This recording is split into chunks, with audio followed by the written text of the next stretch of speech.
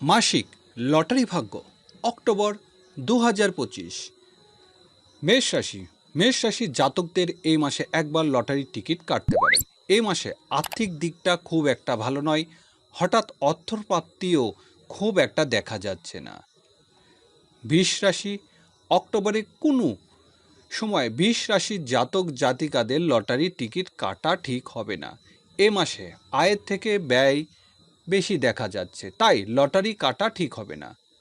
মিথুন রাশি জাতকদের এই মাসে আর্থিক দিকে বেশ লাভবান হবেন বলে মনে করা হচ্ছে, তাই লটারি টিকিট কাটার ইচ্ছা থাকলে এই মাসে যে কোনো সময় কাটতে পারেন।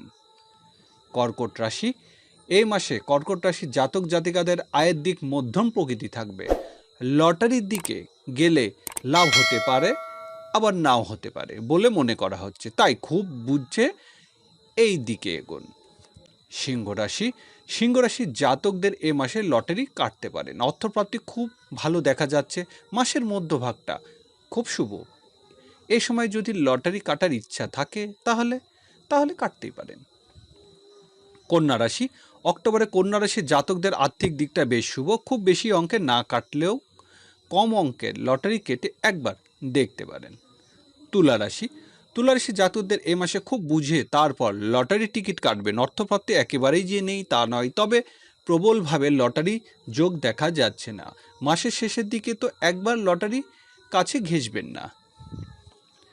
বৃশ্চিক রাশি এই মাসে প্রথম দিকে বৃশ্চিক রাশির জাতকেরা লটারির টিকিট কেটে দেখতে পারেন, একটা সুযোগ হাতে এলেও আসতে পারে। মাসের মধ্যভাগে বা শেষের দিকে একবার লটারি কাটতে যাবেন না। ধনুরাশির জাতকদের জন্য এই মাসটা অর্থপ্রাপ্তির দিক খুব একটা খারাপ দেখা যাচ্ছে না, তবে খুব বেশি অঙ্কের লটারি টিকিট কাটতে যাবেন না। অর্থপ্রাপ্তির দিক থেকে এই মাসে প্রথমে দিকটা খুব শুভ। মকর রাশি এই মাসে মধ্যভাগে মকর রাশির জাতকদের একবার ঠিক লটারি কেটে দেখতে পারেন। আর্থিক যোগ রয়েছে, লটারি কাটার দিকে ঝোঁক থাকবে, তবে একটু বুঝে চলাই ভালো হবে।